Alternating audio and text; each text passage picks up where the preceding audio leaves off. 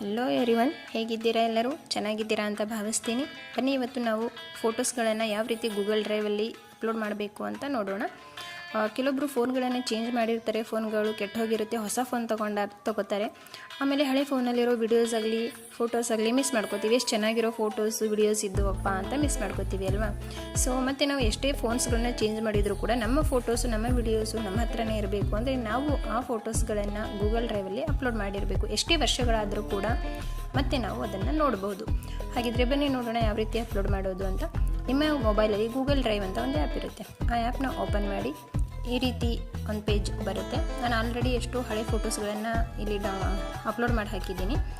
ನನ್ನ ಕಾಲೇಜ್ ಟೈಮಿಂದ ಆಗಿರ್ಬೋದು, ನನ್ನ ಫ್ರೆಂಡ್ಸ್ ಜೊತೆ ಕಳೆದಿರೋ ಟೈಮ್ ಆಗಿರ್ಬೋದು, ಕೆಲವೊಂದಷ್ಟು ವಿಡಿಯೋಸ್ ಆಗಿರ್ಬೋದು, ಎಲ್ಲದನ್ನು ನಾನಿಲ್ಲಿ ಅಪ್ಲೋಡ್ ಮಾಡಿ ಹಾಕಿದ್ದೀನಿ. ವಿಡಿಯೋಸ್ ಅಂತ ಬಂದರೆ ವಿಡಿಯೋಸ್ ಅಂತ ಬರುತ್ತೆ ಈ ರೀತಿ. ಇಲ್ಲ ಅಂದರೆ ಫೋಟೋಸ್ ಆದರೆ ಇಮೇಜ್ ಅಂತ ಬರುತ್ತೆ. ನೋಡಿ, ಎಲ್ಲ ಇಮೇಜಸ್ ಹೌದಲ್ವಾ? ನೋಡಿ, ಇದೆಲ್ಲ ಇಮೇಜು. ಹೀಗೆ ನಾನು ಎಷ್ಟೋ ಫೋಟೋಸ್ಗಳನ್ನು ಇಲ್ಲಿ ಅಪ್ಲೋಡ್ ಮಾಡಿ ಹಾಕಿದ್ದೀನಿ. ಕೆಲವೊಂದಷ್ಟು ವಿಡಿಯೋಸ್ಗಳು ಕೂಡ ನಾನಿಲ್ಲಿ ಅಪ್ಲೋಡ್ ಮಾಡಿದ್ದೀನಿ. ಈ ರೀತಿ ಬರುತ್ತೆ ವಿಡಿಯೋಗಳು, ಅಂದರೆ ಈ ರೀತಿ ವಿಡಿಯೋ ಅಂತ ತೋರಿಸುತ್ತೆ ನಿಮ್ಮ ಹತ್ರನೂ ಕೂಡ. ಸೊ ಈ ರೀತಿ ಬಂದಾಗ ನೀವೇನು ಮಾಡಬೇಕು, ಕೆಲವೊಂದು ಫೈಲ್ಗಳನ್ನು ಕ್ರಿಯೇಟ್ ಮಾಡಿ ಕೂಡ ನಾವಲ್ಲಿ ಅಪ್ಲೋಡ್ ಮಾಡ್ಬೋದು. ನಾನು ಕೂಡ ಕೆಲವೊಂದು ಫೈಲ್ಗಳನ್ನು ಇಲ್ಲಿ ಕ್ರಿಯೇಟ್ ಮಾಡಿದ್ದೀನಿ. ಟಿ ನೋಟ್ಸ್ ಅಂತ ಇದೆ, ಟಿ ನೋಟ್ಸ್ ಅಂತ ಕ್ರಿಯೇಟ್ ಮಾಡಿದ್ದೀನಿ. ಹಾಗೆ ಕೂಡ ಅಪ್ಲೋಡ್ ಮಾಡ್ಬೋದು. ಆದರೆ ಇರೋ ಇಷ್ಟೊಂದು ಫೋಟೋಸ್ಗಳಲ್ಲಿ ನನಗೆ ಬೇಕಾಗಿರೋ ಇಂಪಾರ್ಟೆನ್ಸು ಬೇಗ ಸಿಗಲಿ ಅಂತ ನಾನು ಫೈಲ್ನ ಕ್ರಿಯೇಟ್ ಮಾಡಿದ್ದೀನಿ. ನೀವು ಕೂಡ ಫೈಲ್ನ ಕ್ರಿಯೇಟ್ ಮಾಡ್ಬೋದು. ಹಾಗೂ ನಿಮ್ಮ ಡಾಕ್ಯುಮೆಂಟ್ಸ್ಗಳನ್ನು ಕೂಡ ನಾವಿಲ್ಲಿ ಅಪ್ಲೋಡ್ ಮಾಡಿಡ್ಬೋದು. ಬನ್ನಿ ಹಾಗಿದ್ರೆ ಯಾವ ರೀತಿ ಇಲ್ಲಿ ಅಪ್ಲೋಡ್ ಮಾಡೋದು ಅಂತ ನೋಡೋಣ. ನಿಮ್ಮ ರೈಟ್ ಸೈಡಲ್ಲಿ ಪ್ಲಸ್ ಚಿನ್ ಬರುತ್ತೆ. ಈ ಪ್ಲಸ್ ಚಿನ್ ಮೇಲೆ ಕ್ಲಿಕ್ ಮಾಡಿ ಫೋಲ್ಡರ್ ಅಂತ ಬರುತ್ತೆ. ಫೋಲ್ಡರ್ ಮೇಲೆ ಕ್ಲಿಕ್ ಮಾಡಿ ನೀವು ಇಲ್ಲಿ ನಿಮ್ಮ ಫೈಲ್ಗೆ ಯಾವ ಹೆಸರು ಕೊಡಬೇಕು ಅಂದ್ಕೊಂಡಿದ್ರು ಆ ಹೆಸರನ್ನ ಕೊಡ್ಬೋದು. ನಾನು ನಮ್ಮ ಸ್ಕೂಲಲ್ಲಿ ಮಾಡಿರೋ ಫಂಕ್ಷನ್ಗೆ ಕೆಲವೊಂದಷ್ಟು ಫೋಟೋನ ಅಪ್ಲೋಡ್ ಮಾಡಬೇಕು ಅಂದ್ಕೊಂಡಿದ್ದೀನಿ. ಹಾಗಾಗಿ ನಾನು ನನ್ನ ಸ್ಕೂಲ್ ನೇಮ್ನ ಕೊಡ್ತೀನಿ. ಪ್ರಗತಿ ಕಾನ್ವೆಂಟ್ ಸ್ಕೂಲ್. ನೋಡಿ, ನೀವು ಬೇಕಿದ್ದರೆ ಇಂಪಾರ್ಟೆಂಟ್ ಡಾಕ್ಯುಮೆಂಟ್ಸ್ ಅಂತ ಕೂಡ ಕೊಡ್ಬೋದು. ನೀವು ಯಾವ ರೀತಿ ಫೋಟೋಸ್ನ ಅಪ್ಲೋಡ್ ಮಾಡ್ತಾಯಿದ್ರೋ ಆ ರೀತಿ ಆ ಫೈಲಿಗೆ ಒಂದು ಹೊಂದ್ಕೊಳ್ಳೋ ರೀತಿ ನಿಮ್ಮ ಒಂದು ಫೋಟೋಸ್ಗಳಿಗೆ ಮ್ಯಾಚ್ ಆಗೋ ರೀತಿ ಆ ಫೈಲಿಗೆ ಒಂದು ಹೆಸರನ್ನು ಕೊಡ್ಬೋದು. ಕ್ರಿಯೇಟ್ ಮೇಲೆ ಕ್ಲಿಕ್ ಮಾಡಿ, ಕ್ರಿಯೇಟ್ ಆಗುತ್ತೆ. ನೋಡಿ ಈ ರೀತಿ ಇಲ್ಲಿ ನಿಮ್ಮದು ಪ್ರಗತಿ ಕಾನ್ವೆಂಟ್ ಸ್ಕೂಲ್ ಅಂತ ಕ್ರಿಯೇಟ್ ಆಗಿದೆ. ಯಾವ ರೀತಿ ಫೋಲ್ಡರ್ ಅಂತೂ ಕ್ರಿಯೇಟ್ ಮಾಡಿದೆಯಲ್ವಾ, ಪ್ರಗತಿ ಕಾನ್ವೆಂಟ್ ಅಂತ. ನೋಡಿ, ಈ ಪ್ರಗತಿ ಕಾನ್ವೆಂಟ್ ಮೇಲೆ ಕ್ಲಿಕ್ ಮಾಡಿದಾಗ ಇದು ಎಂಟಿ ತೋರಿಸುತ್ತೆ. ಮತ್ತು ನಿಮ್ಮ ರೈಟ್ ಸೈಡಲ್ಲಿ ಒಂದು ಪ್ಲಸ್ ಚಿನ್ ಬಟನ್ ಬರುತ್ತೆ. ಪ್ಲಸ್ ಚಿನ್ ಮೇಲೆ ಕ್ಲಿಕ್ ಮಾಡಿ ಸೆಂಟ್ರಲ್ಲಿ ಅಪ್ಲೋಡ್ ಅಂತ ಬರುತ್ತೆ. ಅಪ್ಲೋಡ್ ಮೇಲೆ ಕ್ಲಿಕ್ ಮಾಡಿ. ಇಲ್ಲಿ ನಿಮ್ಮ ಲೆಫ್ಟಲ್ಲಿ ವಿಡಿಯೋಸ್ ಆ್ಯಂಡ್ ಕ್ಯಾಮ್ರಾ ಅಂತ ಬಂದಿದೆ ಮೇಲ್ಗಡೆ. ಈ ಒಂದು ಚಿನ್ ಮೇಲೆ ಕ್ಲಿಕ್ ಮಾಡಿದಾಗ ಇಲ್ಲಿ ನೀವು ಯಾವ ಒಂದು ಫೈಲಿಂದ ಫೋಟೋಸ್ನ ಅಪ್ಲೋಡ್ ಮಾಡಬೇಕಂತಿದ್ದೀರೋ ಆ ಫೈಲ್ನ ತೊಗೋಬೋದು. ಹೌದಾ, ನಾನು ಕ್ಯಾಮ್ರಾದಲ್ಲಿಂದ ಕೆಲವೊಂದಷ್ಟು ಫೋಟೋಸ್ನ ಅಪ್ಲೋಡ್ ಮಾಡಬೇಕು ಅಂದ್ಕೊಂಡಿದ್ದೀನಿ. ಹಾಗಾಗಿ ನಾನು ಕ್ಯಾಮ್ರಾ ಸೆಲೆಕ್ಟ್ ಮಾಡ್ತೀನಿ. ಓಕೆ, ನೋಡಿ ಕ್ಯಾಮ್ರಾ ಸೆಲೆಕ್ಟ್ ಮಾಡಿದೆ. ಇಲ್ಲಿ ನೋಡಿ ಎಷ್ಟೊಂದು ಫೋಟೋಸು ವಿಡಿಯೋಸು ಎಲ್ಲ ಬರುತ್ತೆ. ನಿಮಗೆ ಇಲ್ಲಿ ಬರೀ ವಿಡಿಯೋಸ್ ಕಾಣಿಸ್ತಾ ಇದೆ ಅಲ್ವಾ? ನೋಡಿ, ಎಲ್ಲ ವಿಡಿಯೋನೇ ಇದೆ. ಫೋಟೋಸ್ ಯಾವ ರೀತಿ ನೋಡೋದು? ನಿಮ್ಮ ಲೆಫ್ಟಲ್ಲಿ ಮೇಲ್ಗಡೆ 3 ಲೈನ್ ಇದೆ. ಈ 3 ಲೈನ್ ಮೇಲೆ ಕ್ಲಿಕ್ ಮಾಡಿ ಇಮೇಜಸ್ ಮೇಲೆ ಕ್ಲಿಕ್ ಮಾಡಿ. ಕ್ಯಾಮ್ರಾದಲ್ಲಿರೋ ಇಮೇಜ್ ಬೇಕಲ್ವಾ? ಸೊ ಕ್ಯಾಮ್ರಾ ಮೇಲೆ ಕ್ಲಿಕ್ ಮಾಡಿ. ಈ ರೀತಿ ಕ್ಯಾಮ್ರಾದಲ್ಲಿರೋ ಇಮೇಜಸ್ ಬರುತ್ತೆ. ನಾನು ಸ್ಕೂಲ್ ಒಂದು ಫೈಲ್ನ ಕ್ರಿಯೇಟ್ ಮಾಡಿದ್ದಕ್ಕಾಗಿ ನಾನು ಸ್ಕೂಲ್ ಫೋಟೋಸ್ನ ಸೆಲೆಕ್ಟ್ ಮಾಡಬೇಕು. ಸ್ಕೂಲ್ನ ಫೋಟೋಸ್ನ ಸೆಲೆಕ್ಟ್ ಮಾಡಿ ಕೃಷ್ಣ ಜನ್ಮಾಷ್ಟಮಿಗೆ ಸ್ವಲ್ಪ ಒಂದು ಸಣ್ಣದಾಗಿ ಫಂಕ್ಷನ್ ಮಾಡಿದ್ವಿ ಸ್ಕೂಲಲ್ಲಿ. ಮಕ್ಕಳೆಲ್ಲ ಮುದ್ದಾಗಿ ರೆಡಿಯಾಗಿ ಬಂದಿದ್ವು. ಹೌದಾ, ನೋಡಿ ಒಂದು 10-12 ಫೋಟೋಸ್ನ ನಾನು ಸೆಲೆಕ್ಟ್ ಮಾಡಿದ್ದೀನಿ. ಇಲ್ಲಿ ನಿಮ್ಮ ರೈಟಲ್ಲಿ ಮೇಲ್ಗಡೆ ಸೆಲೆಕ್ಟ್ ಅಂತ ಒಂದು ಆಪ್ಷನ್ ಬರುತ್ತೆ. ಸೆಲೆಕ್ಟ್ ಮೇಲೆ ಕ್ಲಿಕ್ ಮಾಡಿ. ಈ ರೀತಿ ಬಂತು ಅಲ್ವಾ? ಸೊ ನಿಮ್ಮ ಒಂದು ಸ್ಕ್ರೀನ್ನ ಕೆಳಗಡೆ ಪುಷ್ ಮಾಡಿ ಇಲ್ಲಿ ರೆಸ್ಯೂಮ್ ಅಂತ ಬಂದಿದೆ. ಈ ರೆಸ್ಯೂಮ್ ಮೇಲೆ ಕ್ಲಿಕ್ ಮಾಡಿ.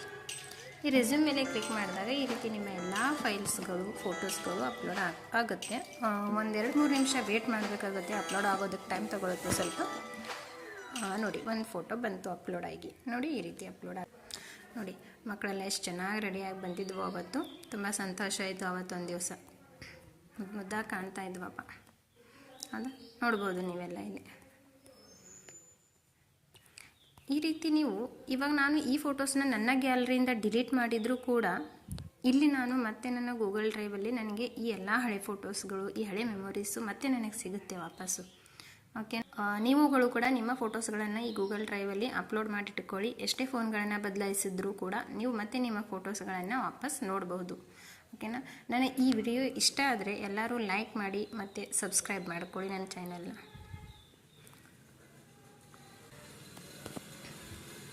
8 more ಫೈಲ್ಸ್ ಅಂತ ಇದೆ. ಓಕೆ, ಅಂದರೆ 8 more ಫೈಲ್ಸ್. ಹೌದಾ, 8 ಫೈಲ್ಸ್ಗಳು ಇವಾಗ ಅಪ್ಲೋಡ್ ಆಗಿದೆ. ಇನ್ನು 4 ಫೈಲ್ಸ್ಗಳು ಇಲ್ಲಿ ಅಪ್ಲೋಡ್ ಆಗಬೇಕು, ಅಂದರೆ ಫೋಟೋ ಅಪ್ಲೋಡ್ ಆಗಬೇಕು. ನೋಡಿ, ಆ 4 ಫೋಟೋಸಲ್ಲಿ ಇನ್ನೂ 3 ಫೋಟೋ ಅಪ್ಲೋಡ್ ಆಗೋದಿದೆ. ಇನ್ನೂ 2 ಉಳಿದು. ಈ ರೀತಿ ನೀವು ಇವಾಗ ನೀವು ಗ್ಯಾಲರಿಯಿಂದ ಈ ಫೋಟೋಸ್ಗಳನ್ನು ಡಿಲೀಟ್ ಮಾಡಿ ಮತ್ತೆ ನಿಮ್ಮ ಗ್ಯಾಲರಿಯಲ್ಲಿ ಮೆಮೊರಿಯಲ್ಲಿ ಮತ್ತೆ ಸ್ಪೇಸ್ ಮಾಡ್ಕೋಬೋದು. ಅದಲ್ವಾ, ಕೆಲವೊಂದು ಸರಿ ಗ್ಯಾಲರಿ ಫುಲ್ಲಾಗಿ ಸ್ಪೇಸ್ ಇರಲ್ಲ ಮತ್ತೆ ಫೋಟೋ ತೊಗೋಬೇಕು ಅಂದರೆ. ಅಂಥ ಸಂದರ್ಭದಲ್ಲಿ ಪ್ರಾಬ್ಲಮ್ ಆಗುತ್ತೆ ಅಲ್ವಾ. ಇಷ್ಟ ಇದ್ದರೂ ಕೂಡ ಕೆಲವೊಂದು ಫೋಟೋಸು ಈ ವಿಡಿಯೋಸ್ಗಳನ್ನು ಗ್ಯಾಲರಿಯಿಂದ ಡಿಲೀಟ್ ಮಾಡ್ತೀವಿ.